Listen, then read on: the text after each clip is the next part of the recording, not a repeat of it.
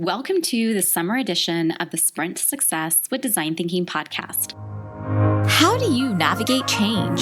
It's a question we think about often, and one that today's world expects us to be comfortable with. The challenge, however, is where do you begin, and how do you develop the mindset and skill set to be successful? Welcome, everyone, to the Sprint to Success with Design Thinking podcast. I'm your host, Saba Kidwai. Join me each week as I share the stories and strategies from the world's leading researchers and practitioners about why they believe the answer lies in practicing design thinking.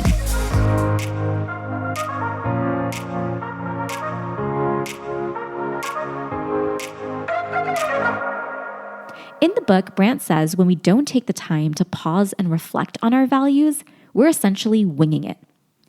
While we use and hear that word often, I was fascinated by the history behind how the term came to be, and so I asked Brant to share that story with us and what authentic change truly means to him. So let's start with winging it, because I have a dear friend who has renamed it intuitive leadership, which I find incredibly entertaining. That is a nice wrapping of winging it.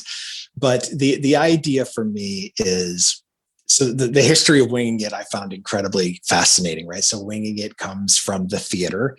And at the turn of the century, there was all these playhouses being built, and there were more playhouses and roles than there were actors. And so actors were having to fill in for other people when they were sick or injured or whatever that might be. And so they didn't have time to learn the lines. So they would literally walk off stage with a script into the wings of the theater and memorize what they needed to say and walk right back on stage and say their lines. And that became known as winging it. And it was designed as an emergency way of having to perform. And here we are over 100 years later, and we've adopted it as a way of life. We're actually using it as a strategy. And it's crazy to me that that's where it's at.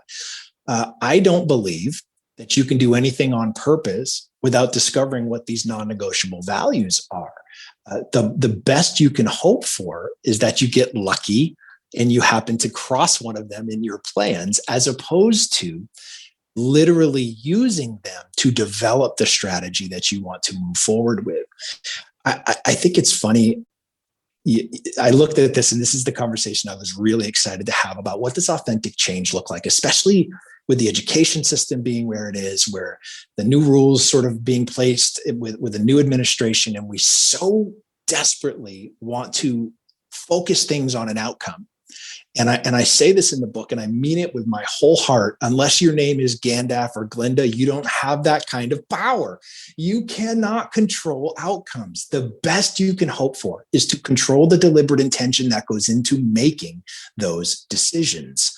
And so when that is the case, what does authentic change look like? And I was racking my brain to try to come up with a way to talk to you about what this was. And I've figured out what it is. I believe authentic change looks like Pittsburgh. Okay, so hear me out. Pittsburgh has adopted the name, the city of bridges. Okay, there are 449 bridges in Pittsburgh proper that sort of allow them to cross the three rivers that sort of surround the city of Pittsburgh. The challenge, and where I believe we get it wrong when it comes to values in education, is we want people to adopt our values. We want them to say, here's what we care about. We want you to adopt this and believe, and that's what you care about. That is not how it works. That is not how values work. We need, instead of trying to get people to adopt, we need to connect our values. We need to build bridges from what matters most to us to what matters most to them. And when we build these bridges, we allow for incredible collaboration to happen, because I can use my value to amplify yours. I can give you unique contribution that is directly from the things that matter most to me, instead of some group think, yeah, that sounds good, in a meeting where we don't get innovation, we don't get best practice, we don't get those things because we're not seeing unique contribution. So when we understand that, this is something that I'm sure you don't know, because I just finished sort of all the research with these 5,000 people. The number one shared value among humans is connection. Connection, authenticity, and integrity are 1, 2, and 3, but connection is the far more than 50% greater than the next closest value is connection.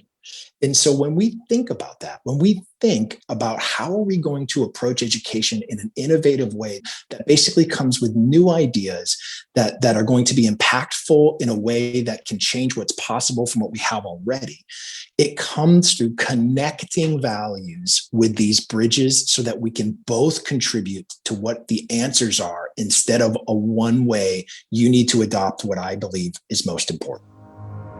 It's your turn to join the conversation by sharing what you enjoyed or what questions you still have. In a world where time and attention are so valuable, thank you for choosing to listen and for being a part of our Sprint to Success with Design Thinking community.